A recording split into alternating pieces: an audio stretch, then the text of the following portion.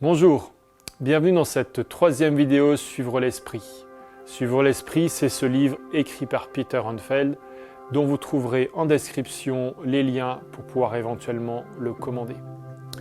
Dans cette troisième vidéo, multipliée à travers l'Oikos, Peter Hanfeld et Nick Cross nous invitent à nouveau à suivre Paul dans son voyage. Comment Paul et son équipe, en reproduisant les principes simples que Jésus a proposés, ont pu développer l'Église à travers des relations.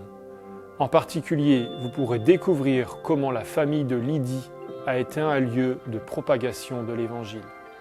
Bon visionnage et que cette vidéo vous encourage, vous aussi, à vivre cela dans vos vies personnelles.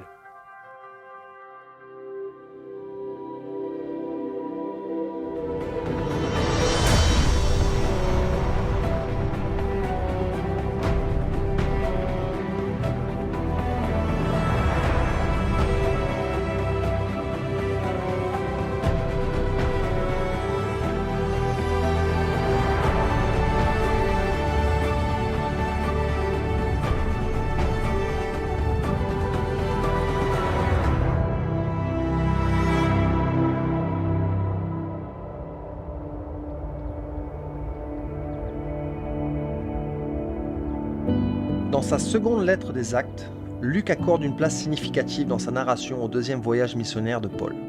Luc le rejoint pour la première étape du voyage, et le focus est sur l'implantation des églises dans l'Oikos ou famille élargie, dans des flux relationnels. Comme le premier voyage, celui-ci commença à Antioche. Barnabas voulait amener Jean-Marc une fois de plus, mais Paul s'y opposait parce que Marc n'était pas resté pour le premier voyage. Aussi Barnabas retourna-t-il à Chypre avec Marc, et Paul s'en alla rendre à nouveau visite aux églises qu'il avait implantées en Galatie lors du premier voyage. Paul prit Silas avec lui, mais enregistra son équipe de la récolte. Timothée rejoignit l'équipe alors qu'il voyageait à travers l'Istre, et Luc les rejoignit de Troas. Comme lors du premier voyage, l'équipe était guidée par le Saint-Esprit. L'Esprit les empêcha d'entrer dans la province d'Asie ou dans la Mysie au nord. C'est ainsi qu'ils aboutirent à Troas, et là, Paul reçut une vision avec l'appel de passer en Macédoine.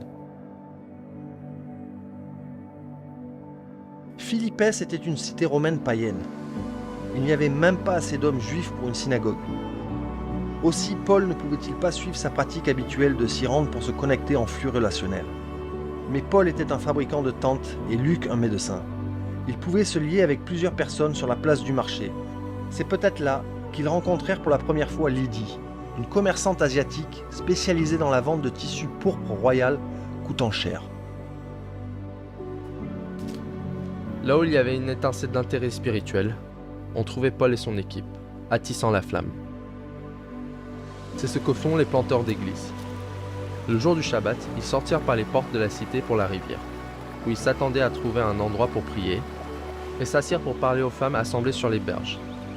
Lydie était une adoratrice de Dieu. Elle répondit au message de Paul au sujet de Jésus. Lydie et sa famille élargie, ou Oikos, furent baptisés. Et l'équipe avec les croyants furent invités chez elle. C'est la première église que Paul implanta en Europe, chez la famille élargie de Lydie. Enfants, serviteurs, esclaves, parents, oncles, tantes et peut-être son mari. Mais l'église dans la maison de Lydie n'était pas le seul rassemblement de croyants que Paul laissa à Philippès après sa courte visite.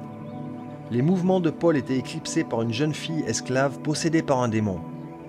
Mais en chassant le mauvais esprit au nom de Jésus, Paul et Silas finirent dans la prison locale, car les propriétaires de la jeune fille esclave avaient perdu leur source de revenus. Cette nuit, dans la prison philippienne, aboutit à une seconde famille, ou Oikos, église implantée dans la cité. On avait donné aux geôliers des ordres stricts de les surveiller attentivement. Ils furent placés dans une cellule intérieure, leurs pieds attachés avec des chaînes. Ils étaient reconnaissants de pouvoir prendre part à la souffrance de leur Seigneur. Vers minuit, alors qu'ils priaient et chantaient, avec les autres prisonniers qui écoutaient, un violent tremblement de terre éclata. La prison fut secouée. Les portes s'ouvrirent et les chaînes de tous s'ouvrirent. Se réveillant, le geôlier était sûr que les prisonniers s'étaient échappés. Dans la lumière sombre, Paul le vit prendre son épée pour se tuer.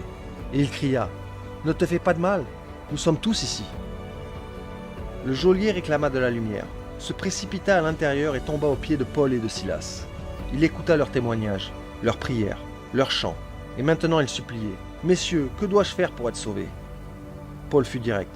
« Crois au Seigneur Jésus, et tu seras sauvé, toi et ta famille, ou oikos. » Le geôlier lava leurs blessures. Il fut aussitôt baptisé, ainsi que tous les siens. Il conduisit Paul et Silas dans sa maison, leur donna de la nourriture, et Luc raconte, cet homme avec toute sa famille fut rempli de joie d'avoir cru en Dieu.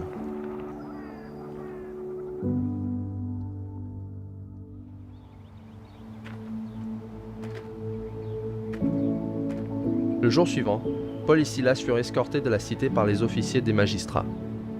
Une église avait été implantée dans la maison de Lydie, une riche commerçante qui s'occupait de tissus fins pour la royauté, et maintenant une autre dans la maison d'un geôlier, un soldat dur qui avait affaire quotidiennement avec des petits délinquants et des criminels endurcis.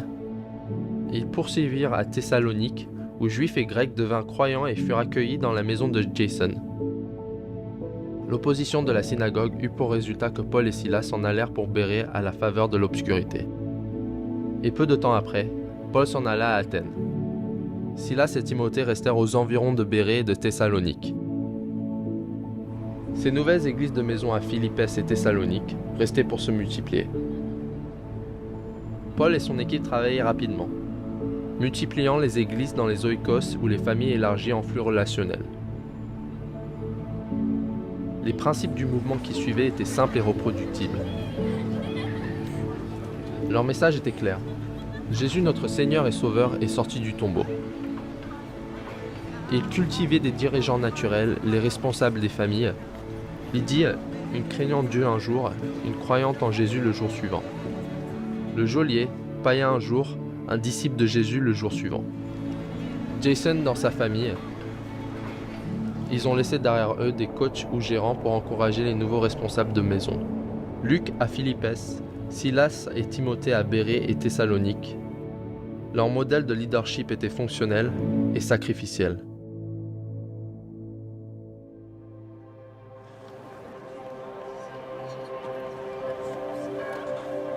À Athènes et Corinthe, Paul suivit le même modèle, visitant les synagogues et les places de marché pour se connecter en flux relationnel. Paul engagea les philosophes de l'aéropage sur la colline de Mars à Athènes. Un petit nombre devint des croyants.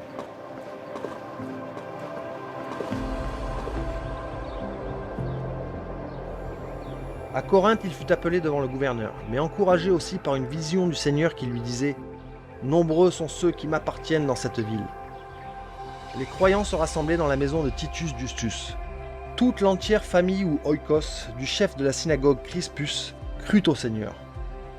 Il y avait une église dans la maison de Phèbe, au port de Cenchréa, et peut-être aussi dans la demeure d'Aquilas et de Priscille, et peut-être celle d'Erastus, l'ingénieur de la ville. Jésus a dit de faire des disciples dans chaque ethnée ou flux relationnel. Chaque oikos ou famille élargie, dans chaque flux relationnel, est un lieu potentiel de rassemblement pour multiplier des disciples.